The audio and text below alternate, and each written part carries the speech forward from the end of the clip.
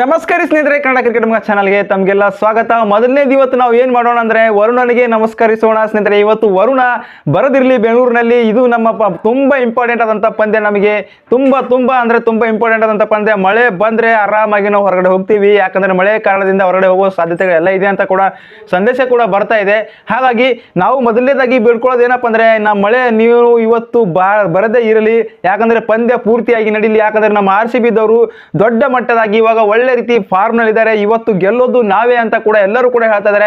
ಇವತ್ತು ಪಕ್ಕ ಹೇಳ್ತೀವಿ, ಇವತ್ತು RCB ಗೆಲ್ತಾರೆ ಅಂತ ಕೂಡ ಹೇಳಬಹುದಾಗಿದೆ. ಹಾಗೇನೇ ಸ್ನೇಹಿತರೆ, ಇವತ್ತು ಒಂದು ಪಾಯಿಂಟ್ ಟೇಬಲ್ ಪಟ್ಟಿಯಲ್ಲಿ ನಾವು ನೋಡಬೇಕಾದ್ರೆ ನಾವು 7ನೇ ಸ್ಥಾನದಲ್ಲಿ ಇದ್ರೂ ಕೂಡ ನಾವು ಚೆನ್ನೈ ವಿರುದ್ಧ ಒಂದು ದಾಖಲೆ ಮುಖಾಂತರ ಗೆದ್ದು ಮತ್ತೆ 4ನೇ ಸ್ಥಾನಕ್ಕೆ ಎಂಟ್ರಿ ಕೊಟ್ಟು ಪ್ಲೇ ಆಫ್ಗೆ ಎಂಟ್ರಿ ಕೊಡೋ ಸಾಧ್ಯತೆಗಳು ಎಲ್ಲ ಇದೆ ಅಂತ ವಿರಾಟ್ ಕೊಹ್ಲಿ ಕೂಡ ಹೇಳ್ತಾ ಇದ್ದಾರೆ. ಹಾಗೇನೆ ಇವತ್ತು ಪಂದ್ಯ ಬೆಂಗಳೂರಿನಲ್ಲಿ ನಡೀತಾ ಇದೆ. ಈ ಪಂದ್ಯ ನಮಗೆ ಇಂಪಾರ್ಟೆಂಟ್ ಆದಂತ ಪಂದ್ಯ. ಇವತ್ತು ಮಾಡುವಿಲ್ಲವೇ ಮಾಡಿ ಹೊಡಿಬೇಕು ಇಲ್ಲ ಹೊಡೆಸ್ಕೋಬೇಕು ಎನ್ನುವ ರೀತಿಯಲ್ಲಿ ನಮ್ಮ RCB ತಂಡದವರು ಬಂದು ಕೂತಿದ್ದಾರೆ. ಇವತ್ತು ಪಾಯಿಂಟ್ ಟೇಬಲ್ ಪಟ್ಟಿಯಲ್ಲಿ ನಾವು 7ನೇ ಸ್ಥಾನದಲ್ಲಿ ಇದ್ರೂ ಕೂಡ ಪ್ಲಸ್ ನಲ್ಲಿ ಇದೀವಿ. 387 ಪ್ಲಸ್, CSK 528 ಪ್ಲಸ್ ನಲ್ಲಿ ಇದ್ದಾರೆ. ಅವ್ರ ವಿರುದ್ಧ 18 ಓವರ್ ನಲ್ಲಿ ಗೆದ್ರೆ ನಾವು 528ರ ಮೇಲೆ ಹೋಗ್ತೀವಿ. ಹಾಗೆ ಮೊದಲ ಬ್ಯಾಟಿಂಗ್ ಆಡಿದ್ರೆ 18 ರನ್ಗಳಿಂದ ಗೆಲ್ಲಬೇಕು ನಮ್ಮ RCB ತಂಡ ಅಂತ ಹೇಳಬಹುದಾಗಿದೆ. ಈ ರೀತಿ ಆದ್ರೇನೆ ಇವತ್ತು ನಾವು ಪ್ಲೇ ಆಫ್ಗೆ ಹೋಗ್ತೀವಿ. ಮೊದಲನೇದಾಗಿ ಬೇಡ್ಕೋತೀವಿ ನಾವು ಮಳೆಯವರಿಗೆ, ವರುಣನಿಗೆ ಬೇಡ್ಕೋತೀವಿ. ಇದು ಒಂದು ಇವತ್ತು ಸಮಾಧಾನವಾಗಿರ್ರಿ, ನೀವು ಯಾವುದೇ ಕಾಟ ಕೊಡಬೇಡ್ರಿ ಅನ್ನುವ ರೀತಿಯಲ್ಲಿ ಇದೆ ಅಂತ ಹೇಳಬಹುದಾಗಿದೆ. ಪಾಯಿಂಟ್ ಟೇಬಲ್ ಪಟ್ಟಿಯಲ್ಲಿ ನೋಡಬೇಕಾದ್ರೆ ಮೊದಲನೇ ಸ್ಥಾನ ಕೋಲ್ಕತ್ತಾದವರು ಇದ್ದಾರೆ, 2ನೇ ಸ್ಥಾನದಲ್ಲಿ ರಾಜಸ್ಥಾನದವರು ಇದ್ದಾರೆ. ಈ 2 ತಂಡಗಳಂತೂ ಫಿಕ್ಸ್ ಆಗ್ತಾ ಇದ್ದಾರೆ. ಇನ್ನೂ ಒಂದು ಪಂದ್ಯ ಬಾಕಿ ಇದೆ ಎಲ್ಲರಿಗೂ ಕೂಡ. ಹಾಗಾಗಿ ಒಂದು ಪಂದ್ಯ SRH ಕೂಡ ಬಾಕಿ ಇದೆ. ಹಾಗಾಗಿ ದೊಡ್ಡ ಮಟ್ಟದಾಗಿ ಕಾದಾಟ ನಡೆಯಲಿದೆ ಅಂತ ಕೂಡ ಹೇಳಬಹುದಾಗಿದೆ.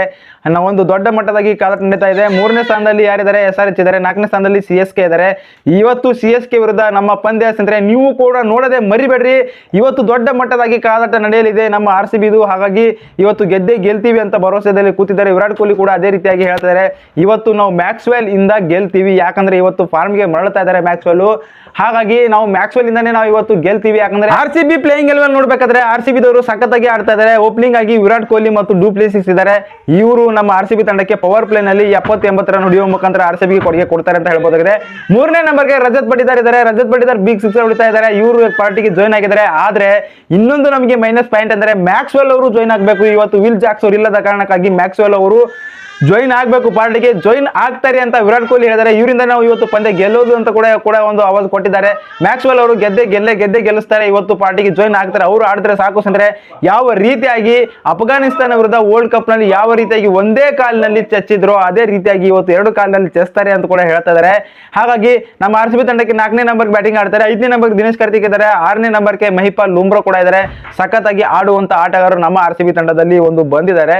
ವಿಲ್ ಜಾಕ್ಸ್ ಅವರು ಇಲ್ಲದ ಕಾರಣಕ್ಕಾಗಿ ಮ್ಯಾಕ್ಸ್ವೆಲ್ ಅವರು ಎಂಟ್ರಿ ಕೊಟ್ಟಿದ್ದಾರೆ ನಮ್ಮ ತಂಡದಲ್ಲಿ. ಹಾಗೇನೆ ಗ್ರೀನ್ ಕೂಡ ಇದ್ದಾರೆ. ಕ್ಯಾಮ್ರನ್ ಗ್ರೀನ್ ಅಂತೂ ಬಿಡೋಕ್ ಸಾಧ್ಯನೇ ಇಲ್ಲ, ಯಾಕಂದ್ರೆ ದೊಡ್ಡ ಆಲ್ರೌಂಡರು ಇವರು ನಮ್ಮ RCB ತಂಡಕ್ಕೆ ಹೇಳಿ ಮಾಡಿಸಿದಂತ ಆಟಗಾರರು. ಹಾಗಾಗಿ 7 ಬ್ಯಾಟ್ಸ್ಮನ್ ನೊಂದಿಗೆ ನಮ್ಮ RCB ತಂಡದವರು ಒಂದು ಕಣ ಕಿಳಿತಾರೆ ಇವತ್ತು. ಹಾಗೇನೆ ಬೌಲಿಂಗ್ ವಿಭಾಗದಲ್ಲಿ ನೋಡ್ಬೇಕಾದ್ರೆ ಆಲ್ರೌಂಡರ್ ರೂಪದಲ್ಲಿ ಸ್ವಪ್ನಿಲ್ ಕೂಡ ಇದ್ದಾರೆ, ಗ್ರೀನ್ ಕೂಡ ಇದ್ದಾರೆ, ಮ್ಯಾಕ್ಸ್ವೆಲ್ ಕೂಡ ಬೌಲಿಂಗ್ ಮಾಡ್ತಾರೆ.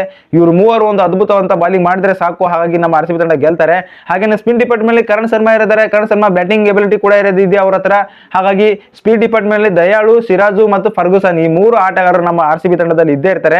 ಒಂದು ಚೇಂಜಸ್, ವಿಲ್ ಜಾಕ್ಸ್ ಇಲ್ಲದ ಕಾರಣ ಮ್ಯಾಕ್ಸ್ವೆಲ್ ಅವರು ಒಳಗಡೆ ಎಂಟ್ರಿ ಕೊಡ್ತಾ ಇದ್ದಾರೆ. ಯಾಕಂದ್ರೆ ಮ್ಯಾಕ್ಸ್ವೆಲ್ ಫೇಲ್ ಆಗಿದ್ದಾರೆ ಅಂದ್ರೆ ಹೊರಗಡೆ ಇದ್ರು, ಇವಾಗ ಮತ್ತೆ ಒಳಗಡೆ ಬರ್ತಾ ಇದ್ದಾರೆ. ಏನಂತೀರಿ ಅಂದ್ರೆ ಇವತ್ತು ಗೆಲ್ಲೋದು ಯಾರು? ನಮ್ಮ RCB ಗೆಲ್ಲುತ್ತೆ ನನ್ನ ಪ್ರಕಾರ. ನಿಮ್ಮ ಪ್ರಕಾರ ಯಾರು ಗೆಲ್ತಾರೆ, ಪ್ಲೇ ಆಫ್ಗೆ ಹೋಗ್ತಾರೆ ಅಥವಾ ಹೋಗಲ್ಲ ಕಮೆಂಟ್ ಮಾಡ್ರಿ. ಸಾಧ್ಯವಾದಲ್ಲಿ ಈ ಚಾನಲ್ ತಮ್ಗೆ ಇಷ್ಟವಾದಲ್ಲಿ ಚಾನಲ್ ಕೂಡ ಸಬ್ಸ್ಕ್ರೈಬ್ ಆಗಿರಿ, ಸಪೋರ್ಟ್ ಮಾಡ್ರಿ. ಧನ್ಯವಾದಗಳು. ಸಿಗೋಣ್ರಿ ಮುಂದಿನ ವಿಡಿಯೋದಲ್ಲಿ.